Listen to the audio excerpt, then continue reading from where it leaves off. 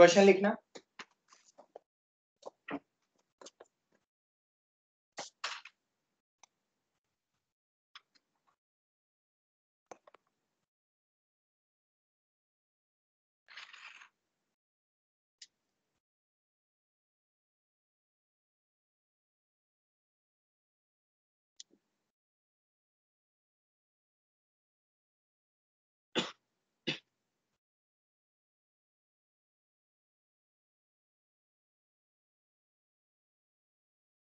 Twenty identical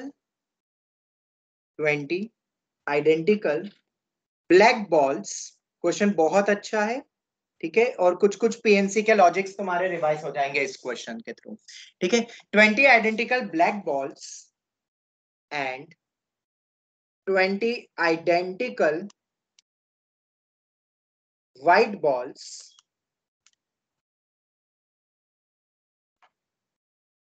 are to be arranged in a row। मैंने कल कुछ लेक्चर्स तो तुम्हें भेज दिए थे, ठीक है, सभी लेक्चर्स दे दिए थे। रही बात कुछ नोट्स वगैरह की, तो नोट्स का मेरे को एक कल का दिन का टाइम दो। कल तुम्हारी कोई क्लास नहीं होगी, ठीक है, कल कोई क्लास नहीं होगी। अब इतना रिगरस क्लासेस अब होगी भी नहीं, ठीक है। कल तो वैसे भी गुरु नानक जयंती है, इसलिए कल हम ऑफ रख रहे हैं। बस अब जो भी वक्त तुम्हें दिया जा रहा है बस उसको वेस्ट मत करना।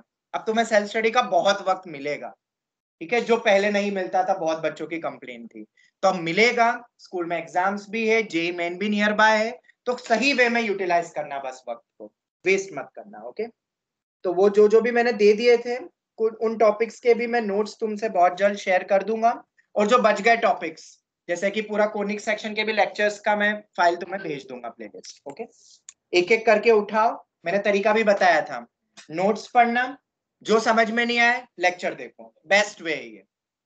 पूरे देख, अब जिसको कुछ भी याद नहीं है या कुछ भी नहीं पता है, पूरा स्टार्टिंग से करना है, तो पूरे लेक्चर्स देख लो, ठीक है। मैक्सिमम अगर देखा जाए तो 12 से 15 घंटे का एक टॉपिक होता है, तो 12 to 15 आवर्स का एक रहेगा बूस्टर लेक्चर, उसको देख लो, फिर फटाफट देख लो, फिर तो कोई दिक्कत ही नहीं होगी, क्योंकि पूरा नए सिरे से ही उसमें 11 की तरह तुम देखोगे, ठीक है। तो मैंने लिंक तो शेयर कर दी है, अब तुम पे डिपेंड करता है तुम कितना सीरियसली खत्म करते हो उन चीजों को। सर। हाँ बेटा बोलो। सर आपकी वो कोनिक सेक्शन की सीट्स मिल जाएंगी क्वेश्चन वाली? मैं सब दे दूंगा, मुझे थोड़ा थोड़ा सा वेट, मतलब थोड़ा सा वक्त देते जाओ, जैसे जैसे मुझे वक्त मिलते जाता है मैं तुम्हें सब सेंड कर दूंगा।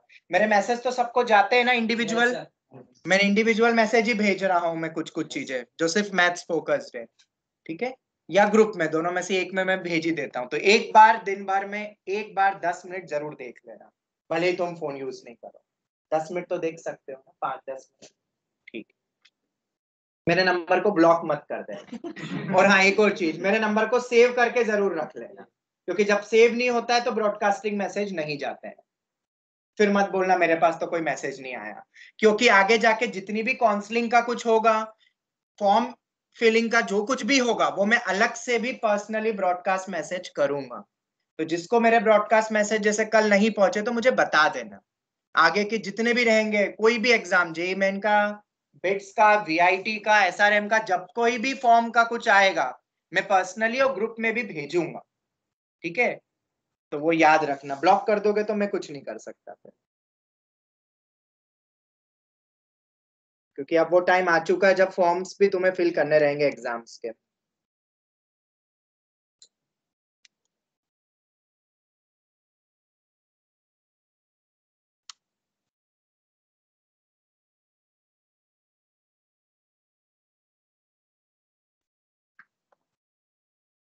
पिछली बार भी बच्चे जो 97, 98, 99 परसेंटाइल लाए, उनने शायद उस दिन कहा भी था जब वो आए थे ऑफलाइन कि लेक्चर से उनको बहुत बेनिफिट मिल गया। क्योंकि कई बार ऐसा लगता है कि हमें तो स्टार्टिंग से कुछ भी याद नहीं है, जैसे कल बाइनोमियल का लिखा, कुछ अते पते ही नहीं है बच्चों को, तो ऐसे हाल थे। तो lectures is the best way, क्योंकि रिवीजन में भी मैं कैसे पूरा करवा सकता हूँ, एक एक महीना टॉपिक चला है, वो एक महीने में अपना खत्म ही हो जाएगा, जेईई में नहीं आ जाएगी, एक टॉपिक ही हो पाएगा, ठीक है। तो तुम्हें पास फैसिलिटी है तो उसको यूज करो, अब वो वक्त आ चुका है, ठीक है। चलो करो, बहुत बढ़िया क्वेश्चन है। आज के सभी question are expected in any competitive exam, not just mains or advance or bids or something. ठीक है, in any exam. तो सब सिलेक्टेड क्वेश्चन में लाया जो शायद तुम्हें किताबों में नाम दो. 20 identical black balls and 20 identical white balls are to be arranged in a row. एक रो में ऐसे 40 बॉल रख दो, पर याद रखना व्हाइट और रेड आपस में अलग अलग होगी, कलर अलग है ना, पर जितनी भी व्हाइट है वो सब आइडेंटिकल है. मतलब उसमें तुम कुछ डिस्टिंग्विश कर सकते हो क्या? नहीं कर सकते हो. इस चीज को मैं और अच्छे से समझाता हूँ. तुम्हारे सामने मैं रिवाइज तो करवाते जाऊंगा क्वेश्चन के थ्रू. 5 आइडेंटिकल व्हाइट बॉल्स है, समझना हाँ क्वेश्चन को. मान लो ऐसा दिया हुआ है तुम्हें. ईथ को मैं बोलता हूं बेटा 2 बॉल सिलेक्ट करके मेरे पास लेकर आओ, तो तुम 5 में से कोई सी भी 2 ले आओगे. ठीक है, फिर मैं माहिर को बोलता हूं कि बेटा 2 बॉल और लेकर आओ. क्या तुम डिस्टिंग्विश कर पाओगे वो तुम्हारी वाली बॉल और माहिर तुम्हारी वाली बॉल को? नहीं. मैं तो क्या बोलूंगा, दोनों सेम ही उठा के लिया है. मैं बोलूंगा कोई दूसरी 2 बॉल लाओ. तुम ला सकते हो क्या कभी भी 2 बॉल दूसरी? नहीं. क्यों? क्योंकि सबकी सब क्या है? आइडेंटिकल. आइडेंटिकल चीजों में से अगर मैं तुम्हें 50 ऑब्जेक्ट है, 10 चीजों को लेके आने को बोलूं, तुम पहली बार 10 लेकर आए, एक वे. फिर दूसरी बार फिर से 10 लाए, क्या उसको अलग वे बोलोगे कि सेम ही वे बोलोगे? सेम बोलोगे, क्योंकि वो दिखने में तो क्या है? सेम. इसी कारण n आइडेंटिकल ऑब्जेक्ट्स लिखते जाना, जिसको रिवाइज ये सब पढ़ाया है वैसे तो मैंने पहले. n आइडेंटिकल ऑब्जेक्ट्स है मेरे सामने और उनमें से r ऑब्जेक्ट सिलेक्ट करने हैं. तो क्या NCR होगा कि 1 होगा? आंसर क्या होना चाहिए? आंसर बताओ. n आइडेंटिकल ऑब्जेक्ट्स में से r ऑब्जेक्ट सिलेक्ट करने हैं, 10 में से 2 ऑब्जेक्ट को सिलेक्ट करना है, तो मैं 10C2 बोलूंगा कि 1 वे बोलूंगा? 1 way. Very good. Online student समझ में आया? Yes sir. NCR डिस्टिंक्ट चीजों के लिए यूज होता है. समझ आया कि नहीं? अगर ये n डिस्टिंक्ट ऑब्जेक्ट्स होते हैं और फिर r ऑब्जेक्ट्स को लाने को बोलता तो NCR. ये हो गया NCR की कॉन्सेप्ट. और कब यूज होगा और कब मैं 1 लिखूंगा, ये समझ में आया कि नहीं? ठीक है, तो आइडेंटिकल और डिस्टिंक्ट इंपॉर्टेंट पॉइंट्स हो गए यहाँ पे. ऑनलाइन स्टूडेंट्स यहां तक किसी को भी कोई डाउट?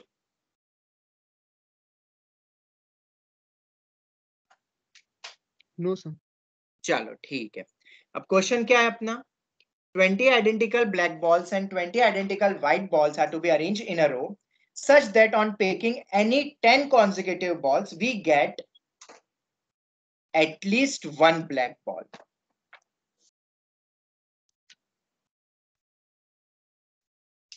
तुम्हें नंबर ऑफ वेज ही बताने. ठीक है, वो लिखा नहीं था नंबर ऑफ वेज कितने. ठीक है, और ये भी मैं तुम्हें बता दूं, क्वेश्चन में ये भी देके रखा हुआ नंबर ऑफ वेज करके इस टाइप से दिया हुआ है.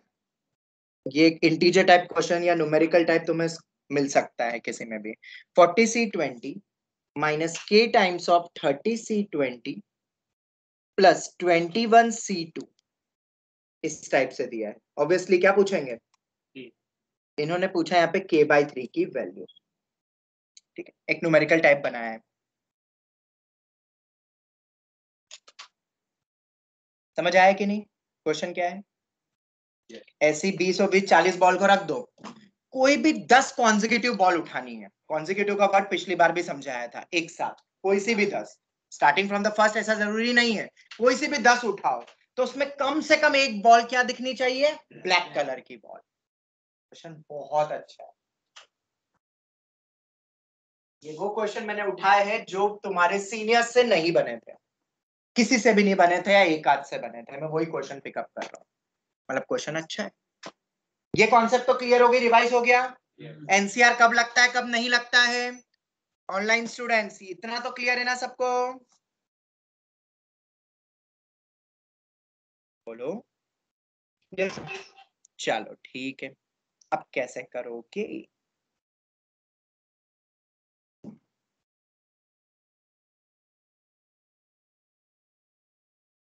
चलो मैं बताता हूँ, हेल्प करता हूँ तुम्हारी.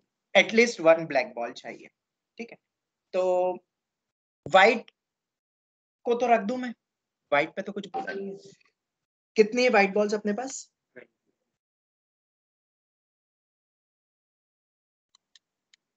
ऐसे कितनी होगी व्हाइट बॉल? सब आइडेंटिकल है, 20 व्हाइट बॉल। ठीक है, इसके बीच में मैं क्या रखूंगा? ब्लैक रखूंगा। इसके बीच में क्या रखूंगा? ब्लैक।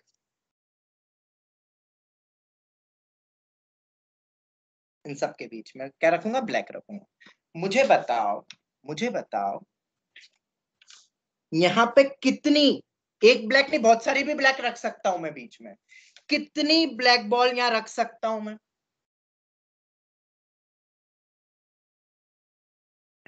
या मैं यूं बोलूं, चलो इसको उल्टा देखते हैं, मैंने व्हाइट बॉल्स को रख दिया, मैं पहले ब्लैक बॉल रख लेता हूं। एक चीज इससे भी समझ सकते हैं अपन, दूसरे वे में जाते हैं अगर अपन, ये मैंने सब ब्लैक बॉल रख दिया, हाँ ये वाला ज्यादा इजी रहेगा, ये सब ब्लैक बॉल रख दिया। ठीक है, बताओ यहाँ स्टार्टिंग में इन सब में क्या रखनी है? गैप में फिर क्या रखूंगा मैं? व्हाइट। एक से ज्यादा व्हाइट बॉल भी रख सकता हूं मैं। स्टार्टिंग में बताओ कितनी व्हाइट बॉल्स होनी चाहिए मैक्सिमम? मिनिमम तो 0 है, मैक्सिमम 9। वेरी गुड, 19 नहीं हो सकती बेटा, एटलीस्ट 1 ब्लैक चाहिए 10 कॉन्जिक्यूटिव में। तो स्टार्टिंग में ज्यादा से ज्यादा 9 ही व्हाइट हो सकती है ना, क्योंकि अगर मैंने पहले ही 10 उठा लिए तो एटलीस्ट एक तो मिल गया ना। तो मैक्सिमम व्हाइट कितनी हो सकती है स्टार्टिंग पोजीशन पे? मिनिमम 0। अरे बेटा तुम्हारे सामने व्हाइट बॉल सब रखी है, ब्लैक भी रखी है 20 तुम्हें 10 कोई सी भी कॉन्जिक्यूटिव उठानी है, पर कंडीशन क्या लगा दी है कि एक ब्लैक बॉल तो उसमें आए जब मैं 10 पिकअप करूं। तो मैंने पहले ब्लैक को तो ऐसे ही रख दिया, अब इसी में यहीं पे कहीं ना कहीं मुझे 20 व्हाइट बॉल भी रखनी है। तो स्टार्टिंग में जरूरी थोड़ा ना ब्लैक से हो, ब्लैक से हो तो कोई दिक्कत नहीं है, स्टार्टिंग में व्हाइट भी हो सकता है। तो कितनी ज्यादा से ज्यादा व्हाइट हो सकती है इकट्ठी?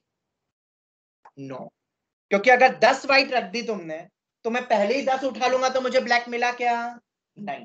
8 अगर रख दिया तो चलेगा ना, मैं स्टार्टिंग से पिकअप करूंगा तब मैं बता रहा हूं, अभी अपन बीच वाले में और भी जाएंगे। तो मैक्सिमम कितनी व्हाइट हो सकती है? 9 और मिनिमम 0, एक भी नहीं रखू स्टार्टिंग में। क्लियर हो गया? ऑनलाइन स्टूडेंट्स क्लियर हुआ ये पॉइंट? Yes sir. चलो वेरी गुड।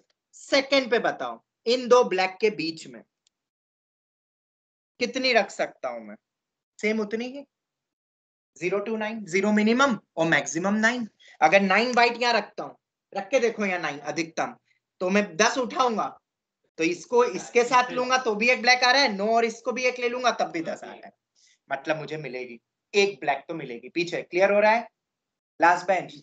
ठीक है, मतलब इनके बीच में कितनी आ सकती है? मैक्सिमम 9 व्हाइट बॉल्स और मिनिमम तो 0, एक भी नहीं हो। हर बीच में गैप में इतना ही कंडीशन लगेगा ना। हो गया क्वेश्चन। तो अब देखो मैं क्या कर रहा हूं, ये कितनी स्पेस है अपने पास? 1 2 3 4 5 6, कितनी स्पेस रहेगी है? Total 21 space between black balls will be 21। In 21 spaces का मैं नाम दे रहा हूं स्पेसेस का। अब देखना हाँ मैं क्या कर रहा हूं, मैं अभी समझाऊंगा मैं तुम्हें।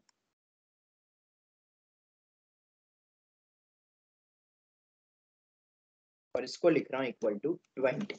ये कोई समझ पा रहा है? Sir number of integers. Very good.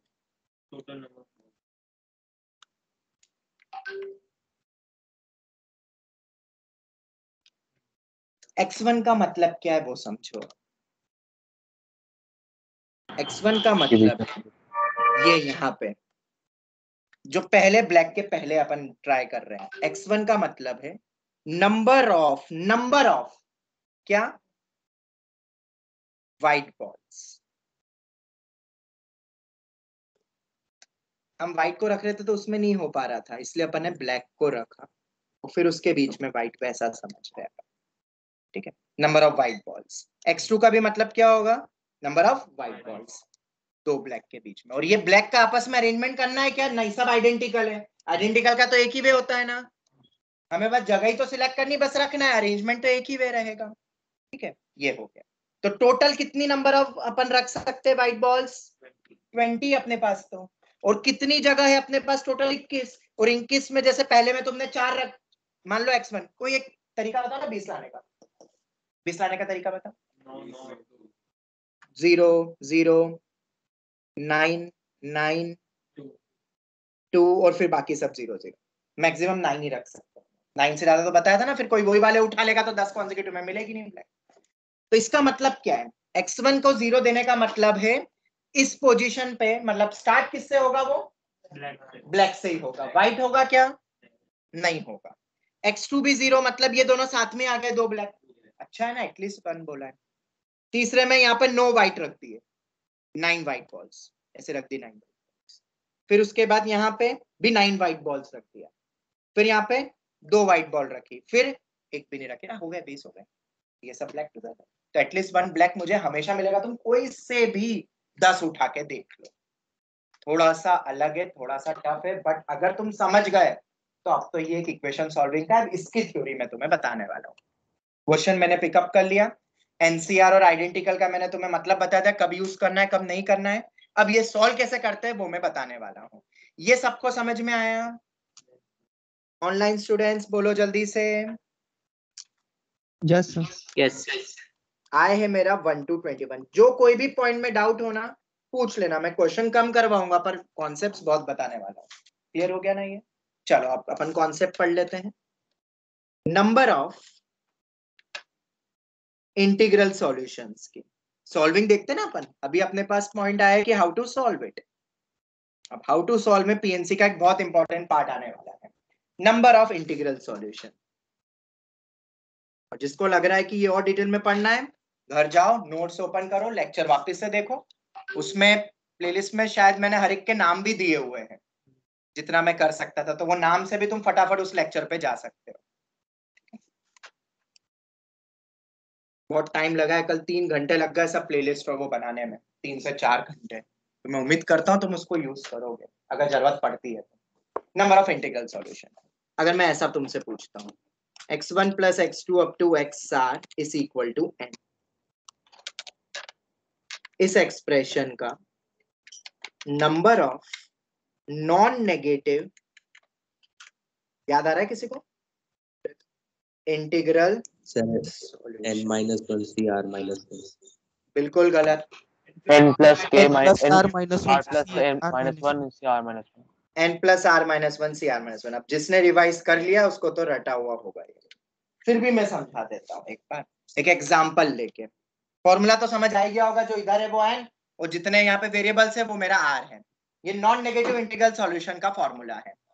मतलब क्या इसका वो भी मैं एक बार बता देता हूँ। मान लो तुमसे ऐसा पूछा जाए 3 नंबर का सम 10 लाना है, जैसे यहाँ पे मैंने n को 10 लिया, r को 3 लिया। किस वे से हम 3 नंबर के सम को 10 ला सकते हैं? किस किस वे में? जैसे कि 5 4 1, तो भाई 1 4 5 भी तो हो सकता है, ये तो अलग अलग है। ठीक है, 3 3 बोलो 4, 4 5 1 4 3 3, अरे 10 0 0 0 10 0 9 1 0 1 9 0, अरेंजमेंट भी तो हो सकता है, अलग अलग है वो।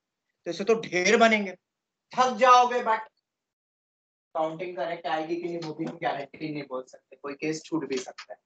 बोलो ऑनलाइन स्टूडेंट्स, ये तो टफ है ना ऐसे काउंट करना। तो मैं तुमसे नॉन Yes, sir. नेगेटिव पूछ रहा था। नॉन नेगेटिव का मतलब जो नेगेटिव नहीं हो, मतलब 0 से स्टार्ट होता है। नॉन नेगेटिव इंटीग्रल सॉल्यूशन मतलब इन सब की मिनिमम वैल्यू क्या हो सकती है? 0, और मैक्सिमम तो ऑब्वियसली 10 तक ही तो जाएगा, नेगेटिव थोड़ी ना ले सकता। ठीक है, तो ऐसे बहुत केस बनेंगे, पर इन केसेस को गिनने का डायरेक्ट तरीका होता है ये फॉर्मूला। बोले तो कितना हो जाएगा जरा बताना? 10 plus 3 minus 1c 3 minus 1, कितना हो जाएगा ये? 12c, या 12c 10 भी बोल सकता हूं। ये तो याद है ना सबको, डेट एनसीआर, ये भी याद दिला देता हूं, बहुत इंपॉर्टेंट पॉइंट है। NCR is always equal to NCN minus R. बोलो ऑनलाइन स्टूडेंट्स, किसी को कोई डाउट?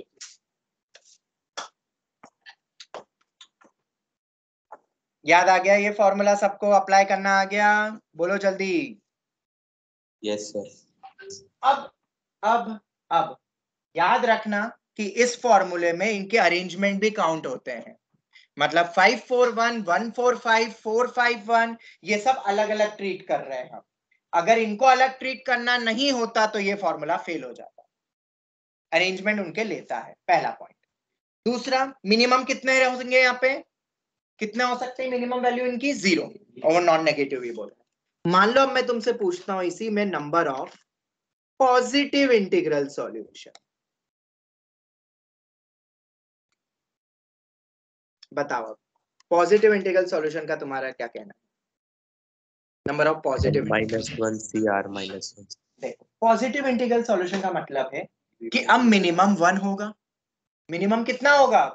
1 होगा। 1 ऐड कर देंगे तीनों में। हाँ बिल्कुल सही। इधर ही देखते हैं, 3 नंबर का सम 10 लाना है, पर अब क्या है? पॉजिटिव इंटीग्रल, मतलब ये वाले चलेंगे क्या? मिनिमम ही 1 रखना है। तो अगर मिनिमम 1 रखना है, सबकी कंडीशन है मिनिमम 1 की, तो 1 दे देते एक। अरे जब सबको मिनिमम 1 रखना ही है तो 1 दे दो तीनों को 1। अब कितना हो जाएगा? 1 1 1 दे ही दिया, तो अब तो 7 ही बचे ना मेरे पास। और अब सब मिनिमम कितने हो जाएंगे फिर से? 0। पॉजिटिव इंटीग्रल बोला है तो 1 मिनिमम होना चाहिए, तो वो मिनिमम पार्ट हम उसको दे देते हैं। जब भी ऐसा बोले, जैसे तुम्हें बोल दिया कि x2 मिनिमम होना चाहिए 3, पर हमारे पास फॉर्मूला तो नॉन नेगेटिव का है, तो हम क्या करेंगे? वो 3 दे देंगे, फिर तो वो भी 0 पे आ जाएगा और फिर हम कर लेंगे। पर दोगे किस में से? बेटा n में से ही दोगे, जो टोटल है उसी में से दोगे। ठीक है, तो अब फॉर्मूला क्या बन जाएगा बोलो? 7 + 3 - 1c 3 - 1, ये कितना आ रहा है? 9c2। और इसका डायरेक्ट फॉर्मूला होता है, पॉजिटिव का डायरेक्ट होता है, और कोई कंडीशन लगा दे तो नहीं बन पाएगा।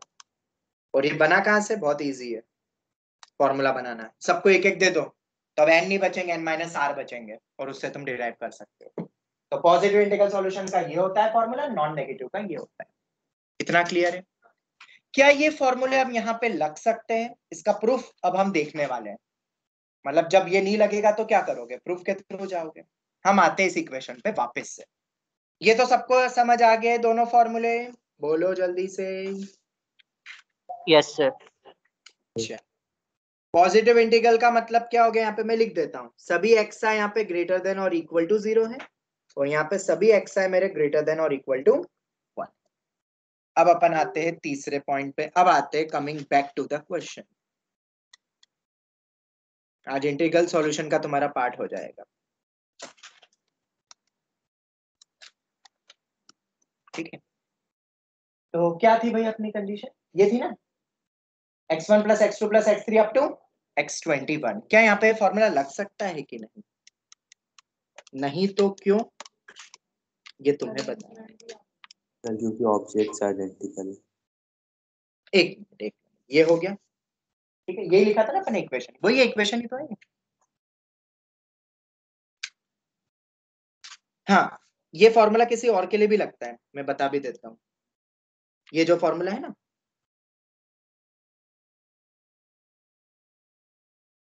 Number of ways in which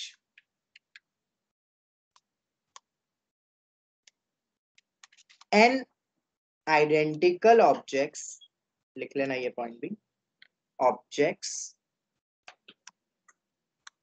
to be distributed to are distinct what groups? Group may remains what? Empty, खाली रह सकते हैं ना ग्रुप, नॉन नेगेटिव बोला है ना। तो आइडेंटिकल ऑब्जेक्ट्स को डिस्टिंक्ट ग्रुप्स में डिवाइड करने का जब भी बोला जाए तब भी ये फॉर्मूला वैलिड है। तो सेम ये वाले में भी क्या होगा? सब कुछ सेम है, आखिरी में क्या आ जाएगा? No group remains empty. Minimum एक तो चाहिए ना मुझे। ये लिख लो जल्दी।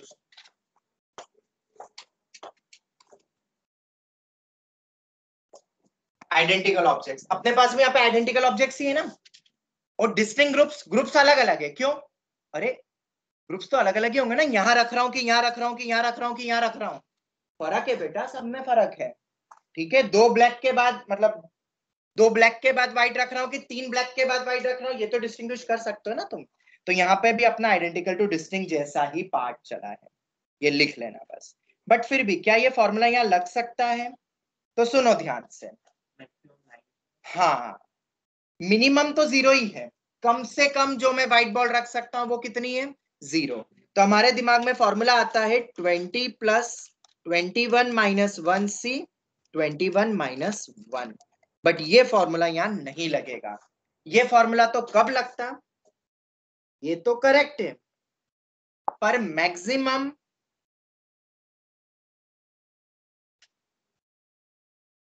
applied only when there is no maximum बाउंडेशन। अरे मैक्सिमम का तो कोई बाउंडेशन हमने देखा ही नहीं है। जैसे कि सुनो ध्यान से, एक केस ये भी बन सकता है ना, 15 4 1 और बाकी सब 0 0 0 बन सकता है ना 20 लाने के लिए? बिल्कुल बन सकता है। पर क्या x1 में 15 मतलब 15 वाइट रख सकता हूं क्या मैं? नहीं। मिनिमम तो कितनी बोली है? मतलब सॉरी मैक्सिमम तो कितनी बोली है? 9। अब ये वाला अगर एक कंडीशन मैंने लगा दिया तो क्या फॉर्मूला वैलिड होगा क्या? अब नहीं होगा, क्योंकि ये फॉर्मूला तो ये केस भी लेगा, इसके अरेंजमेंट भी लेगा। 4 15 1 0 0 0 9 11 बाकी सब 0 0 0 ये सब भी ले लेगा। पर ये एक्सेप्टेबल है क्या? नहीं। अगर तुमने 11 रख दिए स्टार्टिंग के 2 ब्लैक के बीच में, 11 व्हाइट रख दिए, तो उसी में से मैं 10 उठा लूंगा ना, तुम्हें मिलेगा ही नहीं एक भी व्हाइट। बोलो ना एनी 10 कॉन्जिक्यूटिव, कोई भी 10 उठाओ तो एक कम से कम ब्लैक तो आए भाई, ये कंडीशन बोली है एनी 10। ठीक है, इसलिए तो अपने हर एक के लिए वो कंडीशन लग गई। तो अगर मैक्सिमम बाउंडेशन लग जाता है तो फॉर्मूला फेल हो जाएगा। मिनिमम में चेंज होगा तो अपन कर सकते हैं, जैसे बोल दे मिनिमम 4 रखनी है तो 4 दे दो, मिनिमम 5 चाहिए दे दो, पर मैक्सिमम मेरे हाथ में है क्या? नहीं। क्लियर हो गया? तो यहाँ मैक्सिमम गड़बड़ हो जाएगी। क्यों? हमारे पास इस फॉर्मूले में ये वाले भी केस आ रहे हैं, ये वाले केस, और ये केस हमें काउंट नहीं करने हैं। ऑनलाइन स्टूडेंट सबको समझ में आया कि ये फॉर्मूले क्यों नहीं लग पाए? Yes. Yes sir. And this is IIT, यहां से आईआईटी शुरू हो जाता है। अगर मिनिमम कुछ चेंज करते हैं, अगर डायरेक्ट फॉर्मूला यूज होता, अगर डायरेक्ट आइडेंटिकल को डिस्टिंक्ट देना पड़ता, no group remains empty, group में रिमेन्स एम्प्टी, तो दिस इज मीन्स डायरेक्ट फॉर्मूले लग जाते हैं। या थोड़ा चेंज करके उतना मिनिमम दे दो और फिर लगा दो फॉर्मूला। नहीं लगा तो अब अपना होता है जे लेवल का, और इसी को हम बोलते हैं मल्टीनोमियल टाइप का। अब समझते हैं इसको कैसे करना है। सर के की वैल्यू 3 है। के की वैल्यू 3? ओ रॉन्ग आंसर।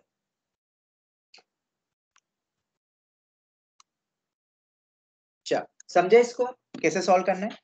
अब ये आ जाएगा अपना, यहां से शुरू होता है क्या?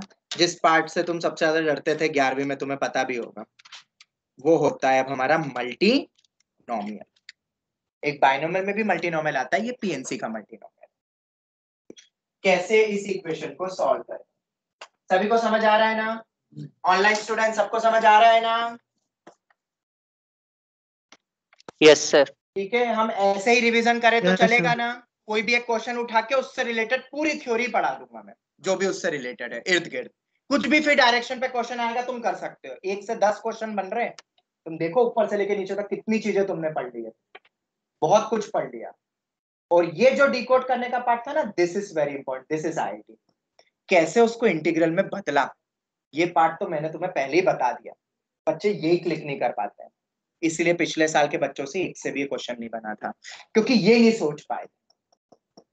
क्योंकि इसके सोचने के बाद तो फिर तो ये जिसने रिवाइज किया हुआ है मल्टीनोमियल वो तो फिर कर लेंगे, पर वो सोचना टफ था जो मैंने तुम्हें बता दिया इस क्वेश्चन। ठीक है, चलो आगे बढ़ते हैं। कैसे करना है सॉल्व? तो मुझे कितना चाहिए बताओ? मुझे 20 चाहिए ना? फाइंड x raised to 20 इन, ये मल्टीनोमियल होता है, समझना, तुम्हें सिर्फ पावर देखना है। तो सर ये नीचे वाला x क्या है? It's a dummy variable. क्या है ये x नीचे वाला? Dummy variable. इसका कुछ काम नहीं है क्योंकि हमें बस पावर से मतलब था, इसलिए नीचे कुछ बेस में रखना था। ठीक है, हमें निकालना x रेज टू 20, तुम सिर्फ पावर देखना। मुझे कितना चाहिए overall value?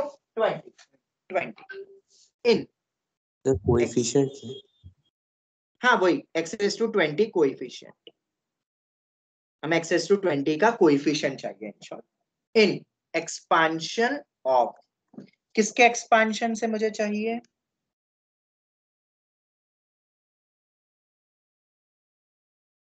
Sir, x raised to the power 0 plus x raised to the power 1. In expansion of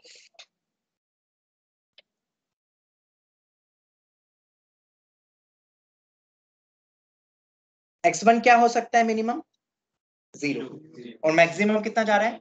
9।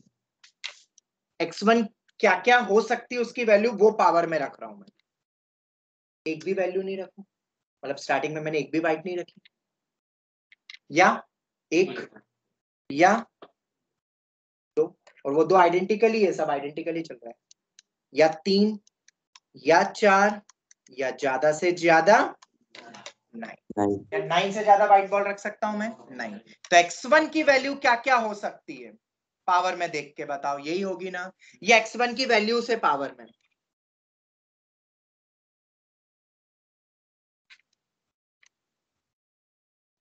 और x1 की वैल्यू क्या डिनोट कर रही है? Number of white balls. ये हो गया, ठीक है। ऐसे ही मुझे बताओ x2 में कितनी हो सकती है? सेम, अरे रहेगा तो उतना ही, x3 में भी इतना ही रहेगा। ऐसे कहां तक? 21 times. ये 21 टाइम्स, सबकी मिनिमम मैक्सिमम बाउंडेशन उतनी है। अगर किसी एक की, मतलब बोल देते हैं कि in start between two black balls, in starting of between two black balls there should be minimum 4 white balls, तो ये x2 की वैल्यू डिसाइड होगी ना। फिर x2 आ रहा है ना वो वाले में, तो इसकी मिनिमम बाउंडेशन या मैक्सिमम कितनी हो सकती है? 4। वो वहां पे उसको चेंज कर देता सिर्फ उतने ही हिस्से को। पावर देखो, बस पावर देखना है। तो x रेज़ टू 20 का मुझे कोएफिशिएंट निकालना है।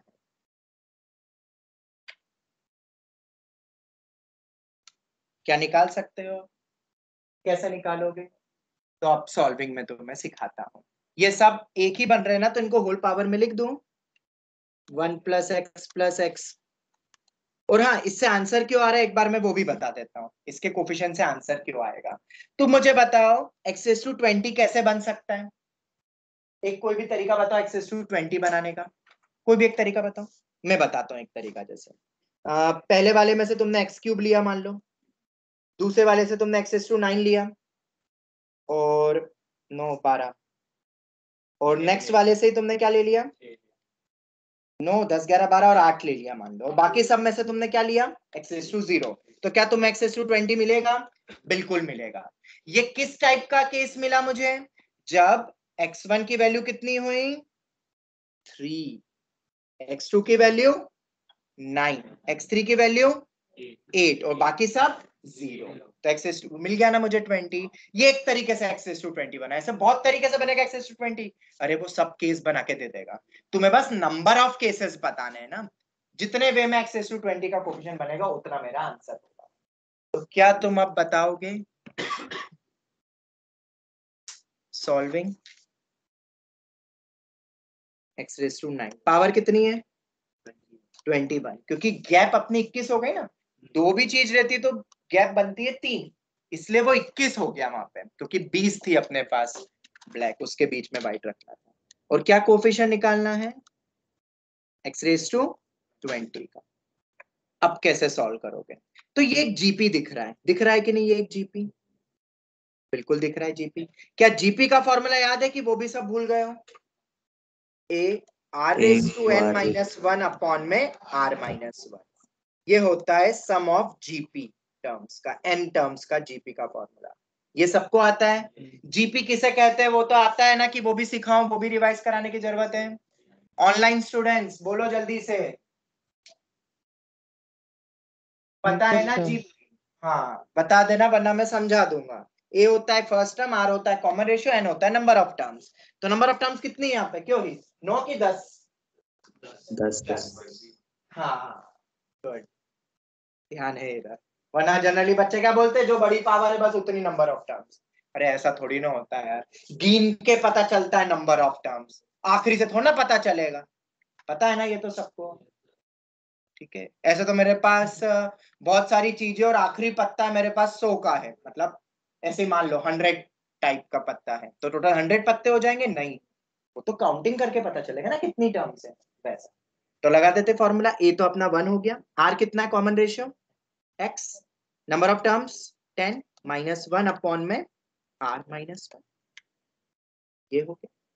पावर में कितना है 20, इसको उल्टा भी लिख सकता हूँ ना, 1 minus x raise to 10 upon में 1 माइनस एक्स। उसका रीजन है कि उल्टा लिखा, इसको हमेशा 1 माइनस वाला लिखना कर सकता ना, ऊपर नीचे माइनस से मल्टीप्लाई। अब इसको ले जाके मैं ऊपर भी लिख सकता हूँ ना, पावर में 21 और 1 माइनस एक्स की पावर में माइनस 21। बोलो ऑनलाइन स्टूडेंट्स इतना क्लियर है कि नहीं? Yes sir. चलो coefficient of x raise to 20 निकालना है मुझे। अब कैसे निकलेगा भाई x रेज टू 20, जरा अपन समझते हैं, कुछ चीजें अब और आएगी। एक और चीज, बाइनोमियल का कुछ रिवाइज हो जाएगा तुम्हारा। Coefficient of x raise to k in expansion of 1 minus x की पावर में माइनस n। n क्या है यहाँ पे अपना नेचुरल नंबर कोई भी हो, is n plus k minus 1c। ये याद कर लो, घोट लो, ये एनी इंडेक्स वाला याद है, नेगेटिव पावर वाला भी हमने शायद पिछले साल पढ़ा था। ये स्कूल के सिलेबस में नहीं रहता है, पावर हमेशा पॉजिटिव रहती थी, पर ये मेंस के लिए और एडवांस के लिए तो काम का है। तो ये फॉर्मूला याद रख सकते हो। एक और इधर यहाँ पे भी दिख रहा है, ये तो नॉर्मल चीज हो गई, x प्लस या 1 प्लस एक्स लिख लेता हूं मैं, या 1 माइनस एक्स, 1 प्लस एक्स की पावर में n में x रेज टू k का कोएफिशिएंट कितना होता है, nc k। ये पता है कि नहीं? अरे ये तो पता होगा ना, ये भी जिसको नहीं पता मैं बता देता हूं कहां से आएगा। ऐसे ही 1 माइनस एक्स की पावर में n में x रेज टू k का coefficient minus 1 raise to k nc k। ये दोनों कहां से बने? तो ये बेटा एनसीईआरटी से बने। कहां पे दिया है सर एनसीईआरटी में?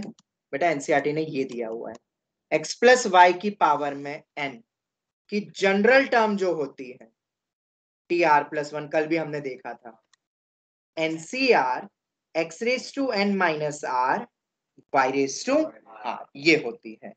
तो देयरफॉर 1 प्लस एक्स की पावर में n की जनरल टर्म क्या हो जाएगी, एनसीआर, x तो मेरा 1 ही है और y मेरा x है, तो वो x रेज टू आर, ये हो गया। तो इसी को मैं क्या बोलूंगा, एनसी के करके भी तो बोल सकता हूँ ना, यहाँ मैंने एक्सेस टू के पूछ लिया, तो एक्सेस टू के मतलब आर किसके बराबर हो गया, के मतलब एनसी के।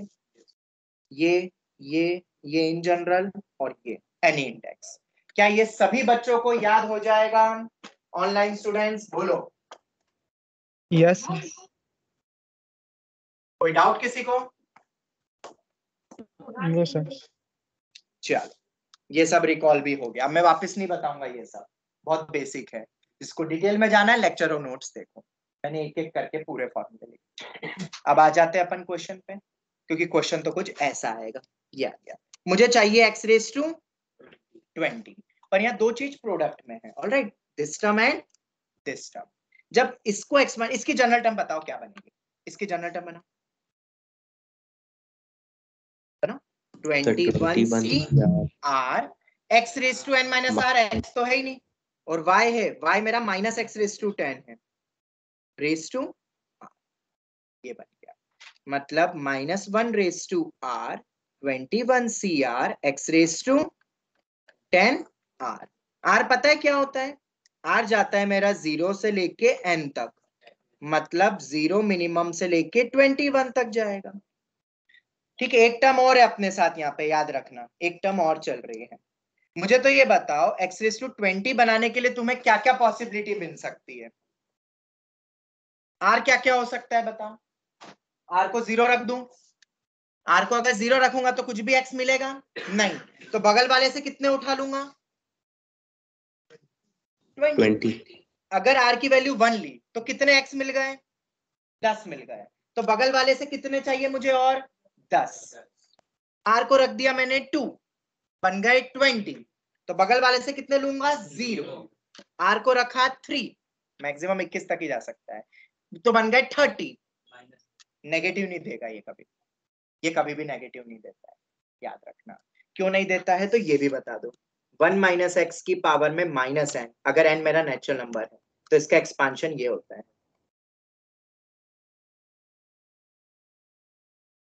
Up to infinity. तो पढ़ा भी था अपन ने बाइनोम, वही अपने लिमिट्स के उसमें x की पावर क्या हो रही है? बढ़ते जा रही है, और अप टू इंफिनिटी कितनी भी बड़ी पावर मिल सकती है, 21 जरूरी नहीं है -21 है, पर नेगेटिव मिलेगी क्या x की पावर? इसमें नहीं मिलेगी। तो बस हो गया। अब तो हम आ जाते हैं वापस क्वेश्चन पे।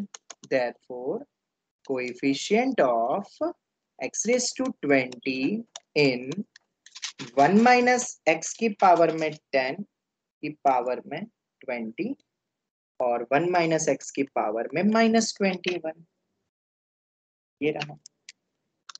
तो कैसे निकालोगे? अब इधर से उठा लो, अपन इसकी जनरल टर्म बनाई थी ना, 1 माइनस एक्स की पावर में 10 की पावर में 21 की जनरल टर्म थी 21 CR minus 1 raise to R x raise to 10R, और R कितना था मेरा? 0 से लेके 21 तक जा सकता है मैक्सिमम। तो अपन यहाँ पे कौन सी पावर ले लेते? पहले 0, तो बगल से कौन सी उठानी पड़ेगी? 20 20 मल्टीप्लीकेशन में ना।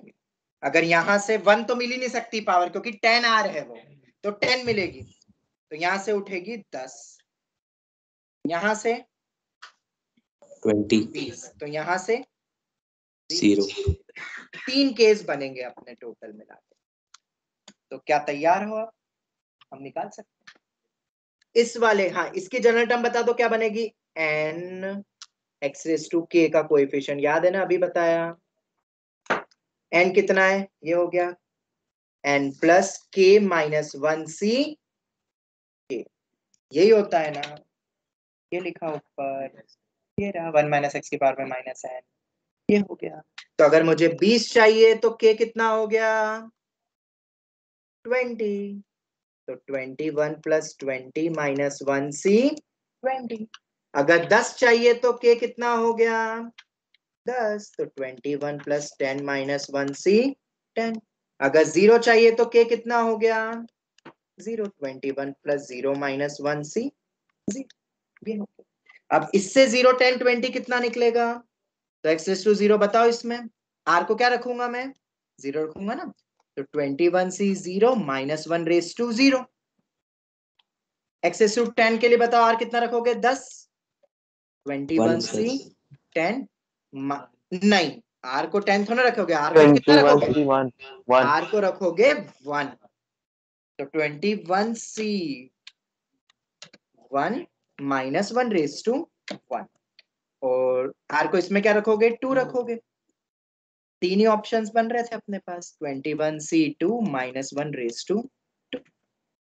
अब क्या करना है? बीच में मल्टीप्लीकेशन है ना, तो क्या कर दोगे? मल्टीप्लाई कर दोगे, तो करो multiply. 21c not into minus 1 raise to 0 into 21 plus 20 कितना हो गया? 41 minus 1 40c 20 plus 21c 1 into minus 1 raise to 1 into कितना हो गया? ये 31 30c 10, देखो यही आ रहा है क्या? प्लस 21c2 इंटू माइनस 1 का होल स्क्वायर इंटू 21 प्लस 0, ये कितना? 20c नॉट, ये आ गया। तो कितना बन गया? 21c नॉट तो 1 ही होता है ना,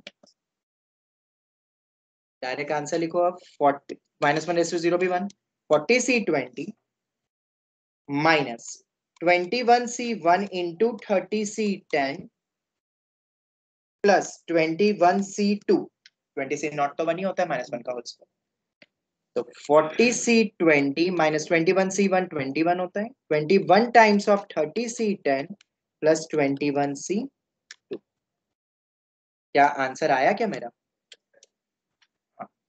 हमसे पूछा भी था, देखो कैसा, 40C20 minus k times of 30C20 plus 21C2।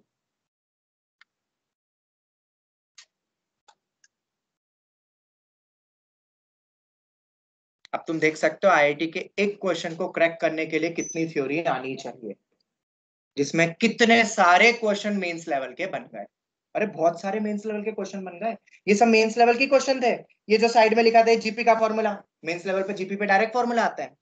ये कोफिशिएंट पे डायरेक्ट क्वेश्चन बनते हैं, कोफिशिएंट निकालो, या दो अलग अलग टर्म्स दे दे उसमें कोफिशिएंट कैसे निकालते हैं, सब करे तुमने, तुम देखना एक बार, बस ये एनी इंडेक्स वाला बन गया। ऑनलाइन स्टूडेंट सबको समझ आया? Yes, sir.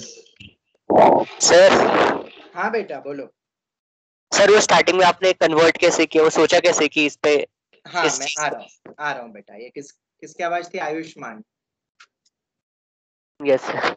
Okay just a minute. याद रखना 21C2 को अपन क्या लिख सकते हैं? 21C19 भी। ऑप्शन में कई बार 21C90 लिख देते हैं, 19 ऐसी। 30C10 कितना हो जाएगा? 30C, 30. ये याद रखना, अपन कन्वर्ट करके दे सकते हैं। तो बिल्कुल एग्जैक्ट सेम दिख रहा है। के हो गया अपना 21, तो 21/3 is equal to 7 is my answer. ये एक क्वेश्चन में पूरा लेक्चर लग गया, ठीक है, पर अपना पूरा पार्ट हो गया। मेंस भी सब आ गए, एक सब जिसका जो टारगेट है सब फुलफिल हो रहा है, ठीक है। तो अब मुद्दे की बात ये बोली गई है, बहुत ऊपर जाना पड़ेगा हमें, कि ये कैसे सोचा। तो बेटा this is what IIT expect कि तुम्हें ये थिंक करना पड़ेगा।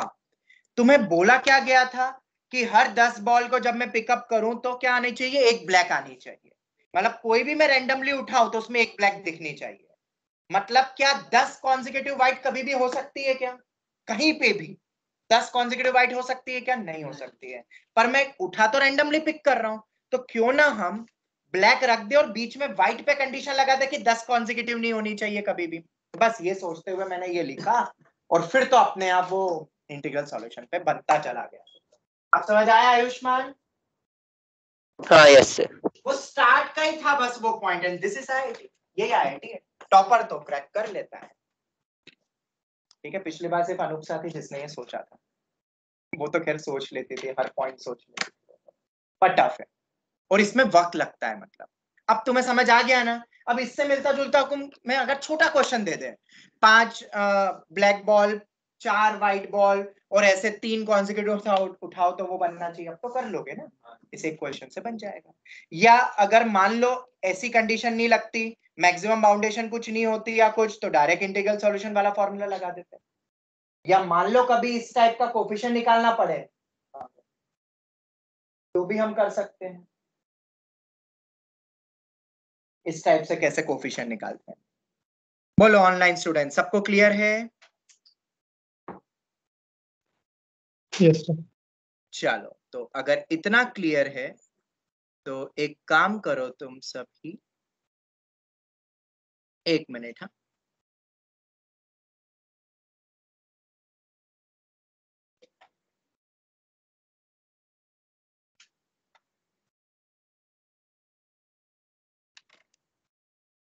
फटाफट ये फॉर्मूला लिख लो तुम, फटाफट।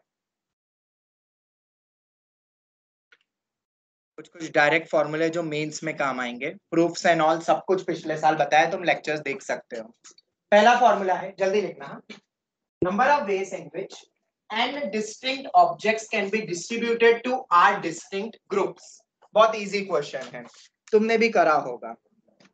मेरे सामने 10 डिफरेंट बोल दिया यहाँ पे, आइडेंटिकल नहीं है, और ये भी डिफरेंट ग्रुप्स ही है। 10 डिफरेंट ऑब्जेक्ट्स, और कितने अपने पास ग्रुप्स है?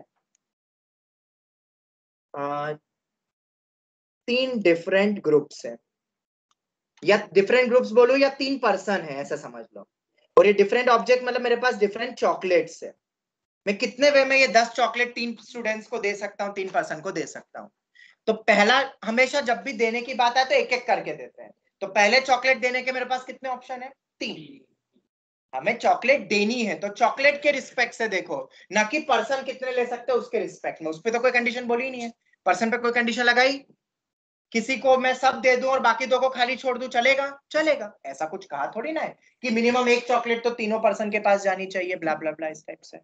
तो पहले वाले के पास कितने ऑप्शन रहेंगे? पहले चॉकलेट के पास 3 3 3 3 3 3 3 देख लो, R1। अब याद आ गया? यहाँ पे भी देखो वही एग्जांपल मैंने बच्चों को दिया था, ठीक है। ये अभी कुछ दिन पहले ही इसका भी मैं लेक्चर तुमसे शेयर करता हूँ। ये मैंने 1 घंटे में पूरा उनको डिवीजन ऑफ ग्रुपिंग्स करवाया था अभी जून बैच के उसमें। तुम्हें जो मैंने लेक्चर भेजे वो तुम्हारे ही क्लास के भेजे हुए हैं, पर ये वाला मैं आज एक और ये लेक्चर भेजूंगा क्योंकि इसमें बहुत ब्रीफली मैंने, क्योंकि उसमें टाइम कम रहता है जून बैच में अभी, तो उनको बहुत ब्रीफली मैंने ये पूरा डिवीजन ऑफ ग्रुपिंग्स पढ़ा दिया 1 घंटे में विद एग्जाम्पल लेते हुए और क्या तरीका है। ये मैं आज भेजूंगा तुम्हें। तो अगर तुम्हें वक्त मिलता है इवनिंग में तो 1 घंटा निकाल के इस पूरे लेक्चर को देख लो। फिर इसमें कुछ डायरेक्ट फॉर्मूले भी बनते थे अगर तुम्हें याद हो तो, और वही डायरेक्ट फॉर्मूले मैंने यहाँ पे नीचे लिखवाया था। उनको एक ही लेक्चर में पूरा डिवीजन ऑफ ग्रुपिंग्स रिवाइज करवा दिया, बस इसमें मल्टीनोमियल नहीं बताया जो तुम्हें बताया आज मैंने, सॉल्विंग एंड ऑल आखिरी में, ठीक है, जिससे वो फॉर्मूले बनते हैं। पहला लिख लिया फॉर्मूला, दूसरा फॉर्मूला जल्दी से लिख लो।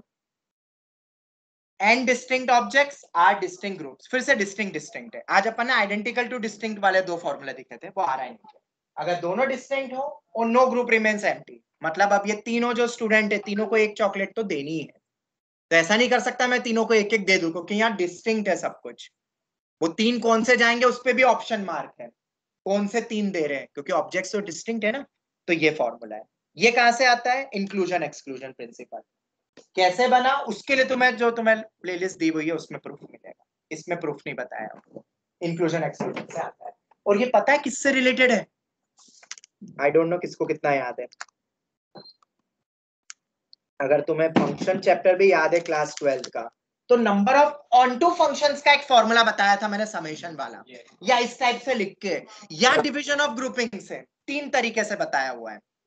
वही है जो यहाँ से, और ये पॉइंट लिखवाया है। पढ़ो ऑनटू फंक्शन, जाओ फंक्शन ही रिवाइज कर लो बोर्ड पास में, तो तुम्हें मिल जाएगा ये फॉर्मूला, ठीक है। याद दिलाओ कुछ फंक्शन में क्या था, क्या होता था फंक्शन में भाई। मान लो यहाँ पे 5 है, मान लो यहाँ पे 3 है, इन 5 को इन 3 में डिवाइड करना है such that codomain is equal to range. मतलब तीनों 3 है ना यहाँ पे, n इज इक्वल टू 3 है, तो कोडोमेन में भी क्या होना चाहिए? 3, मतलब रेंज भी 3 होनी चाहिए अपनी तीनों। तो ये मिनिमम x तो कनेक्ट होगा इसे। तो वही different to different, no group remains empty.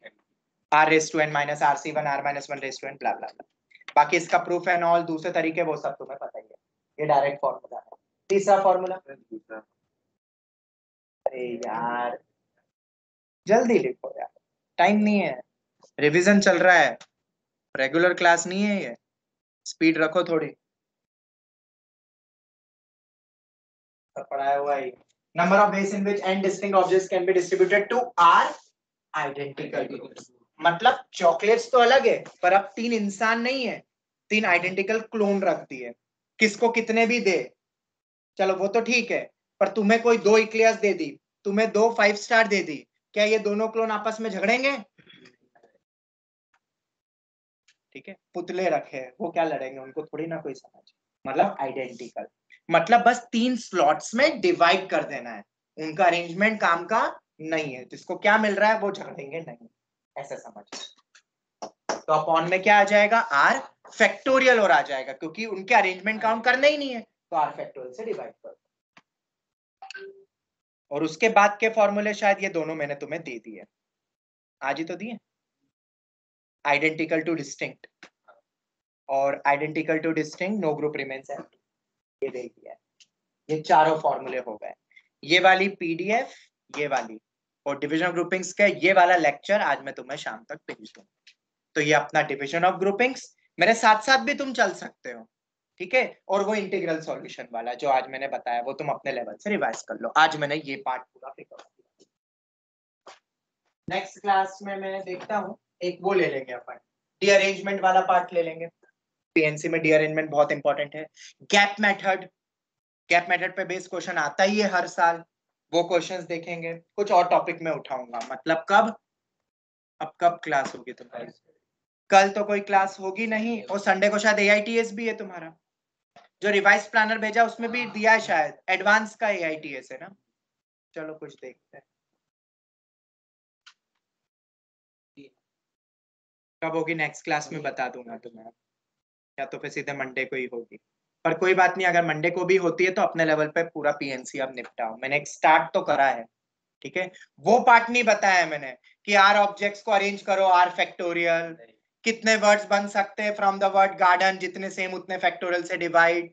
Circular में n-1 फैक्टोरियल होता है, उसमें भी एंटी क्लॉकवाइज क्लॉकवाइज सेम करते तो डिवाइड बाय 2 फैक्टोरियल होता है। ये सब तो एनसीईआरटी ने भी दिया है। Gap method, no two are together, all are together, alternate of each other, ये सब पढ़ाया हुआ है तुम्हें। तुम एक बार बस देखो उस चीज को, और क्या एक टारगेट बना ले कि till Monday you will revise complete PNC. अगर मेरे साथ रिवीजन करना है तो जिसने कर लिया है वो दूसरा टॉपिक उठा ले, पर अगर मेरे साथ चलना है तो आज का दिन, कल का दिन, परसों का दिन, मंडे आफ्टरनून तक का तुम्हें टाइम दिया जा रहा है। पूरा पीएनसी खत्म कर लो जितना तुम कर सकते हो। एंड प्रोबेबिलिटी क्लास 12th, ठीक है। ऑनलाइन स्टूडेंट्स, क्या इतना काम दे दूं तुम्हें?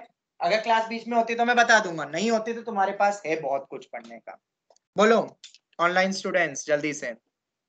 टिल मंडे क्या अपने लेवल पे मैं करवाऊंगा questions, Monday Tuesday and all मैं करवाऊंगा अपने लेवल पे, पर क्या तुम अपने लेवल पे नोट्स एंड ऑल सब कुछ खत्म कर दोगे, ताकि यहाँ पे डबल बार रिवीजन हो जाएगा तुम्हारा फिर इंपॉर्टेंट क्वेश्चंस का? बोलो जल्दी से। Yes sir. चलो ठीक है, तो हमारा टारगेट है टिल मंडे पीएनसी कंप्लीशन, ठीक है। चलो थैंक यू वेरी मच।